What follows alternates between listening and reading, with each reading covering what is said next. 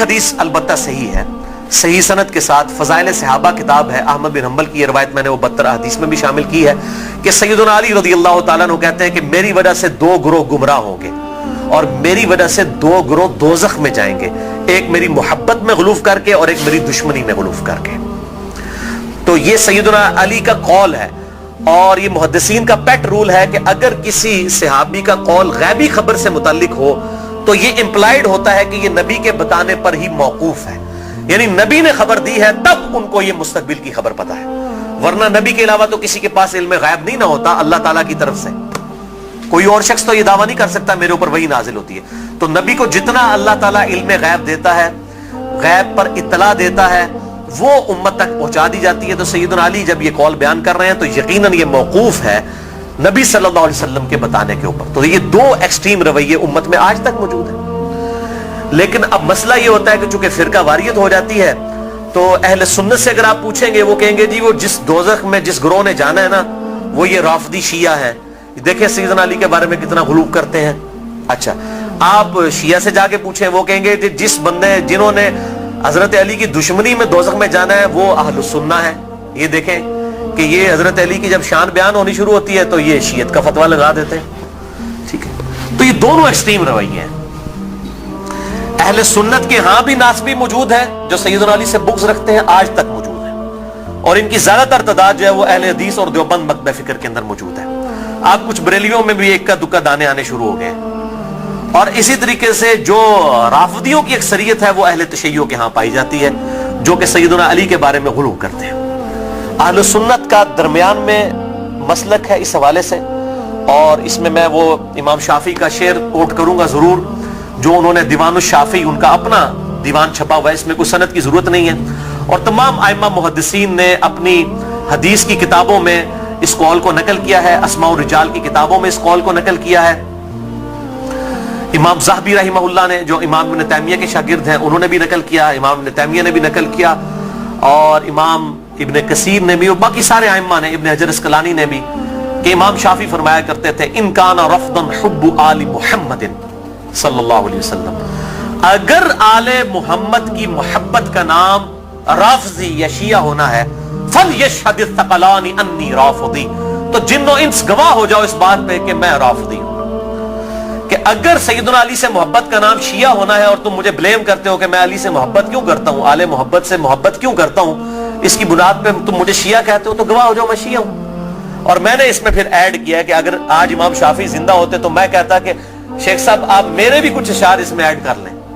آپ نے تو کہا نا کہ اگر اہل بیت کی محبت کا نام رافضی یا شیعہ ہونا ہے تو میں ہوں رافضی، تو میں یہ کہتا ہوں کہ اگر نبی صلی اللہ علیہ وسلم کی محبت کا نام اگر وہ غلوف کے درجے میں نہ ہو، بریلوی ہونا ہے تو میں بریلوی ہوں۔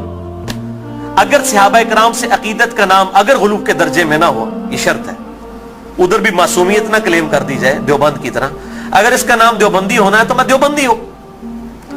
اور اگر کتاب و سنت کے منہج کو اور اجماع کو حجت مانتے ہوئے فائنل اتھارٹی ماننا اور اس کے مقابلے پر کسی کی بات کو حجت نہ سمجھنا اہل حدیث ہونا ہے تو میں اہل حدیث ہوں۔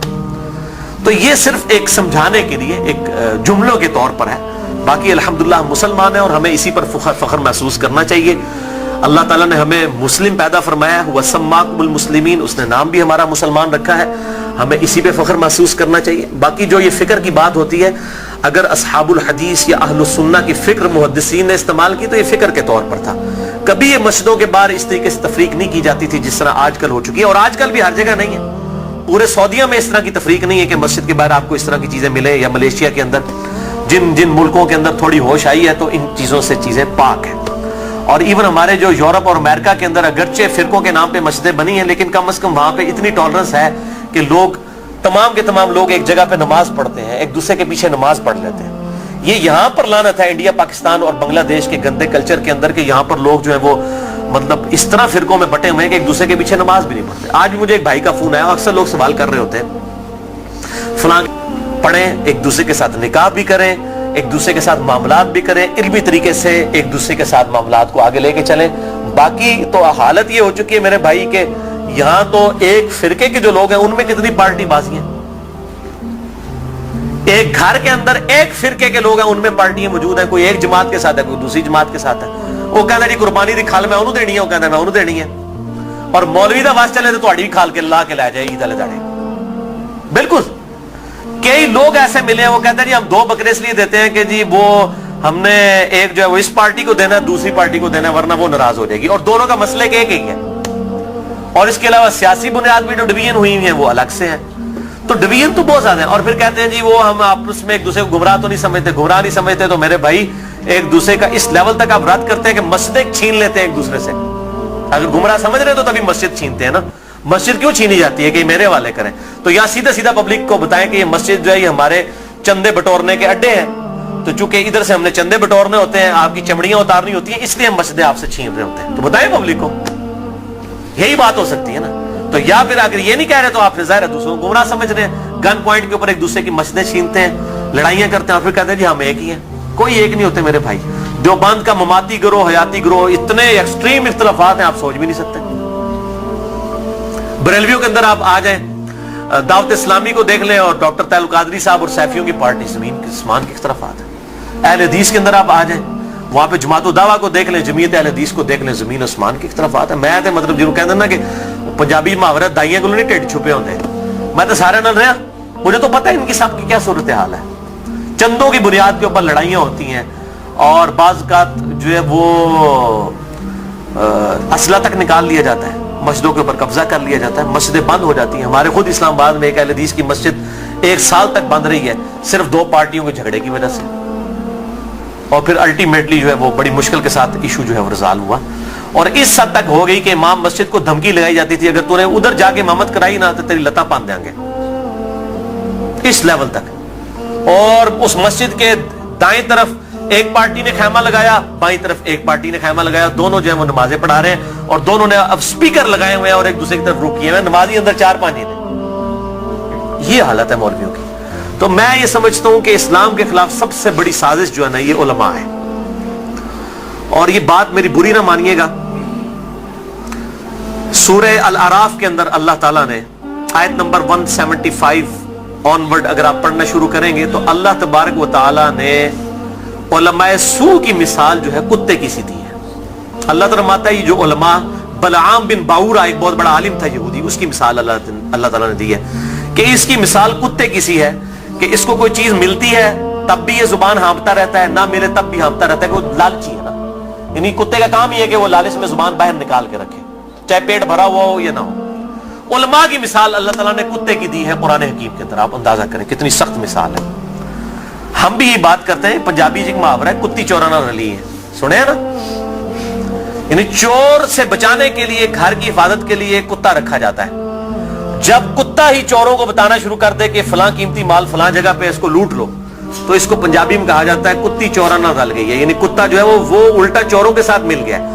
ہمارے علماء کی بھی مثال یہی ہے, وہ علماء جو اپنی پبلک کو یہ کہہ رہے ہیں قرآن و سنت ڈائریکٹ نہ پڑھنا, گمراہ ہو جاؤ گے. تو یہ اس سے بڑی کیا دشمنی ہے؟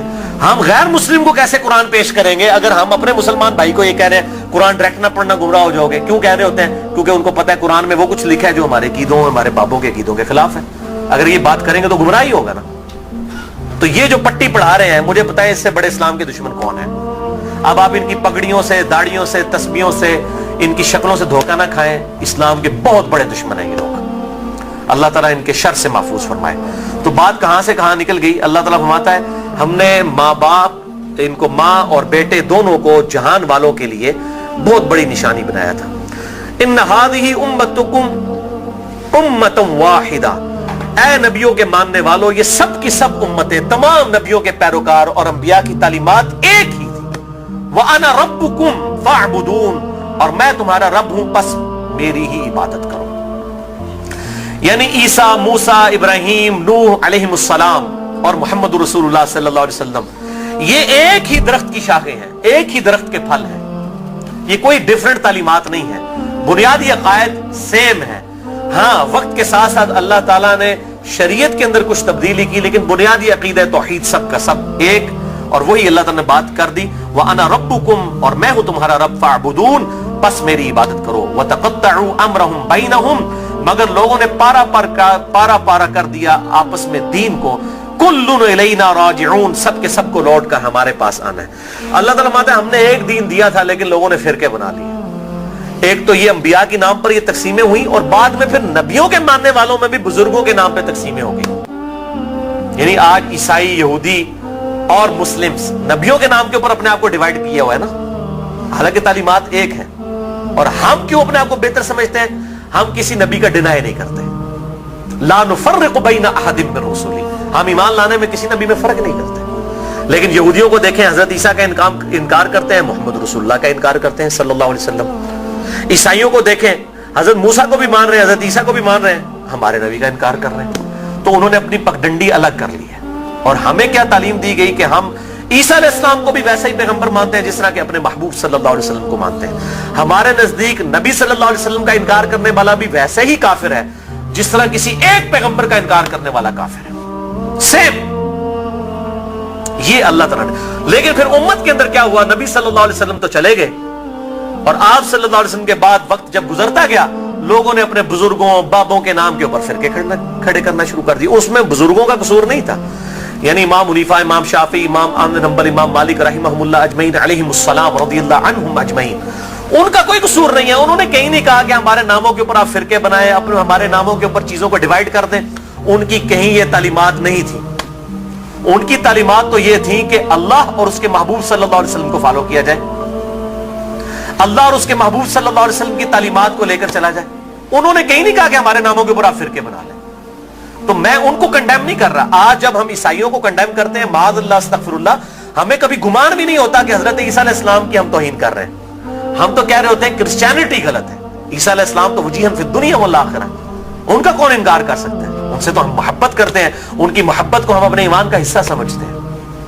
لیکن ان بزرگوں کے نام کے اوپر فرقے بننا شروع ہوئے، پھر آگے چلتا رہا کام یہاں تک پہنچا کہ اب آپ دیکھیں کہ اس حالت تک بگاڑ آ چکا ہے کہ انڈیا پاکستان کے اندر ایک امام حنیفہ رحمہ اللہ کے نام پہ فرقہ بنانے والے لوگوں کی اپنی حالت یہ ہوگی ہے، انہوں نے اپنے ادھر جو 14ویں صدی کے دو بابے تھے ان کے نام کے اوپر فرقے بنا لیے، بریلوی اور دیوبندی۔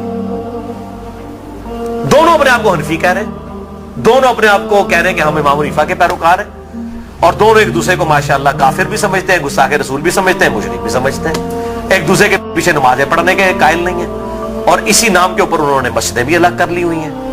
اور اس حد تک کہ آپ مسجد کے بارے میں دیکھتا ہوں لکھا ہوتا ہے اہل سنت والجماعت، بریکٹ میں لکھا ہوتا ہے حنفی، پھر آگے مزید بریکٹ لگائی ہوتی ہے دیوبندی۔ یعنی آپ دیکھیں کہ کس لیول تک ڈیوائیڈ کر دیا، کس لیول تک ڈیوائیڈ کر دیا امت کو۔ تھوڑا آگے ہو جائے، آگے ہو جائے، آگے ہو جائے۔ اور میں حیران ہوتا ہوں کہ انڈیا کے دو شہروں کی بنیاد کے اوپر امت کو ڈیوائیڈ کرتی ہے۔ یہ دیوبند اور بریلی انڈیا کے دو شہر ہیں، اس کے نام کے اوپر ڈویژن کر دی ہوئی ہے۔ یہی حال اہل حدیث کا ہے، کبھی اپنے آپ کو اہل حدیث کہیں گے، کبھی سلفی کہیں گے، کبھی کہیں گے غربا اہل حدیث، کبھی کچھ۔ کس لیول تک بگاڑ آ گیا، حتیٰ کہ اگر آپ اب یورپ میں چلے جائیں تو وہاں دو فرقے بن چکے ہیں، اہل حدیث اور سلفی، اور سلفیوں میں بھی دو ہیں، ایک تقلیدی سلفی ہیں اور ایک غیر مقلد سلفی ہیں، اور ابھی ایک اور شوشہ چھوڑا ہے مدخلی، یہ ایک اور فرقہ جو ہے وہ عرب کے اندر نکلا ہے جو کہ اپنے علاوہ سب کو کہتا ہے کہ یہ اہل حدیث سے خارج ہیں، ہم کوئی بہت بڑے اہل حدیث ہیں۔ یہی ہوتا ہے میرے بھائیوں، جب یہ پارٹی بازی شروع ہوتی ہے نا، اس کا انجام یہی ہوتا ہے۔ خدا کے لیے اس طرف واپس آ جائیں جہاں ہمارے محبوب صلی اللہ علیہ وسلم ہمیں چھوڑ کر گئے تھے۔ ہوا سماکم المسلمین من قبل وفی ھذا، اللہ کے پیغمبر ابراہیم علیہ السلام نے اس قرآن کے نزول سے پہلے تمہارا نام مسلم رکھ دیا تھا، اور اس کتاب میں وفی ھذا اللہ نے بھی انڈورس کر دیا اپنے آپ کو مسلمان کو۔ کیوں اپنے آپ کو ڈیوائیڈ کرتے ہو؟ کس لیول تک ڈویژن کرو گے؟ پہلے کہتے تھے جی اگر ہم سنی شیعہ کی ڈویژن نہیں کریں گے تو پتہ کیسے چلے گا، چلو جی وہاں بھی مسئلہ حل ہوا۔ پھر آگے گئے جی نہیں اگر ہم حنفی، شافعی، مالکی، حنبلی اہل حدیث نہیں کریں گے پتہ کیسے چلے گا، چلو وہاں بھی مسئلہ حل ہو گیا۔ پھر آگے نہیں جی اہل حدیث میں بھی اتنی پارٹیاں تھیں تو ہم سلفی کہیں گے تو تب پتہ چلے گا۔ میرے بھائی یہ جتنی دمیں لگائی ہوئی ہیں نا، میں ان کو دمیں کہتا ہوں، یہ آپ دمیں لگاتے چلے جائیں، اس کی کوئی اینڈ نہیں ہے، سوائے اس کے کہ امام مالک رحمہ اللہ کا قول ہے، وہ فرمایا کرتے تھے اس امت کے آخری حصے کی بھی ہدایت ویسے ہی ہوگی جس طرح کے ابتدا کے حصے کی ہوئی تھی۔ صحابہ کرام علیہم رضوان، اہل بیت، بریلوی، دیوبندی، اہل حدیث، شیعہ، اہل سنت اس تفریق سے بہت بالا تھے. آج بھی الحمدللہ وہ مسلمان اس پیٹرن کے اوپر. مجھے کہتے ہیں لوگ جی وہ آپ کس فرقے سے ہیں؟ میں کہتا ہوں جی میں اس گروہ میں شامل ہوں. فرقہ تو ہے ہی اسلام میں حرام. ٹھیک ہے، اللہ تعالیٰ نے واضح طور پہ فرما دیا ہے کہ ان الذین فرقوا دینہم وکانوا شیعا لست منہم فی شیء. اے نبی، جنہوں نے دین میں فرقے بنائے اور اپنے آپ کو گروہوں میں بانٹ لیا، آپ کا ان سے کوئی تعلق ہی نہیں ہے. سورۃ الانعام آیت نمبر 159. اس طریقے سورہ آل عمران کے اندر ہے وَاعْتَصِمُوا بِحَبْلِ اللَّهِ جَمِيعًا وَلَا تَفَرَّقُوا. اللہ کی رسی یعنی قرآن کو، صحیح مسلم میں آتا ہے غدیر خم کی حدیث میں کہ یہ قرآن ہے اللہ کی رسی، اس کو مضبوطی سے پکڑ لو، فرقوں میں مت بٹو. پھر پوچھ رہے ہوتے ہیں فرقہ کون سا ہے، تو میں پھر آخر میں تنگ آ کے کہتا ہوں میرے بھائی میرا وہی گروہ ہے جو صحابہ کرام کا تھا. اگر صحابہ بریلوی تھے تو میں بریلوی ہوں، اگر صحابہ دیوبندی تھے تو میں دیوبندی ہوں، اگر صحابہ اہل حدیث تھے تو میں اہل حدیث ہوں، اگر وہ شیعہ تھے تو میں شیعہ ہوں. وہ کہتے ہیں نہیں جی صحابہ تو مسلمان ہی سن، لیکن ہون لوڑ پیندی ہے. تو میں کہتا ہوں میرے بھائی آج ضرورت کس طرح پڑ رہی ہے؟ اگر آج ضرورت پڑ رہی ہے تو نبی صلی اللہ علیہ وسلم کا کام تھا یہ امت کو بتا کے جاتے کہ میرے بعد یہ ہوگا، تو جو اس فرقے کا نام ہوگا وہ صحیح ہوگا. بتائیں، صرف ایک بات آپ نے فرمائی، الجماعہ کو پکڑ لینا، امت کی مین سٹریم کو. اور میں آپ کو بتاؤں امت کی مین سٹریم جو ہے نا، عام مسلمان، وہ فرقہ واریت سے بالکل لا تعلق ہو چکا ہے. اور خصوصاً ابھی جو نیو مسلم ہیں وہ اپنے آپ کو مسلمان محسوس کرنے میں ہی فخر محسوس کرتے ہیں الحمدللہ. تو اللہ تعالی ہمیں توحید پر بھی کاربند رکھے اور توہین رسالت سے بھی بچائے. نبی صلی اللہ علیہ وسلم کی سچی عقیدت نصیب فرمائے. اپنی موت سے پہلے اپنی قبر و آخرت کی تیاری کرنے کی توفیق عطا فرمائے. سبحانک اللہم و بحمدک، اشہد ان لا الہ الا انت، استغفرک و اتوب الیک، وما علینا الا البلاغ المبین.